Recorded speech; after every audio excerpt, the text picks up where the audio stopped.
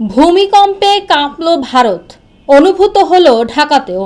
ভূমিকম্পে কেঁপে উঠেছে ভারতের পশ্চিমবঙ্গের রাজধানী কলকাতা ও পার্শ্ববর্তী রাজ্য ওড়িশা।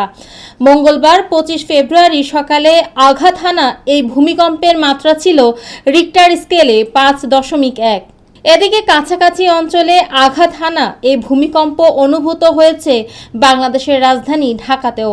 মঙ্গলবার পৃথক প্রতিবেদনে এ তথ্য জানিয়েছে ভূমিকম্প ও আগ্নেয়গিরি বিষয়ক ওয়েবসাইট ভলকানো ডিসকভারি এবং সংবাদ মাধ্যম লাইভ মিন্ট বলছে, মঙ্গলবার সকালে কলকাতায় রিক্টার স্কেলে 5.1 মাত্রার ভূমিকম্প আঘাত এনেছে। ভূমিকম্পের কেন্দ্রস্থল ছিল বঙ্গোপসাগর এবং ভূপৃষ্ঠের 91 কিলোমিটার গভীরে। কলকাতার কাছে ভূমিকম্পের বিষয়টি নিশ্চিত করেছে ভারতের জাতীয় ভূকম্পন কেন্দ্র ন্যাশনাল সেন্টার ফর সিসমোলজি। ভারতীয় সংবাদ মাধ্যম বলছে, মঙ্গলবার স্থানীয় সময় সকাল 6:10 দিকে এই ভূমিকম্প অনুভূত হয়। মাত্র কয়েক সেকেন্ড স্থায়ী হয় এই ভূমিকম্প। কলকাতা, হাওড়া, পশ্চিম মেদিনীপুর জেলা ছাড়াও আশেপাশে কয়েকটি এলাকায় এই কম্পন অনুভূত হয়। ন্যাশনাল সেন্টার ফর সিসমোলজির তথ্য অনুসারে রিক্টার স্কেলে এর মাত্রা ছিল 5.1।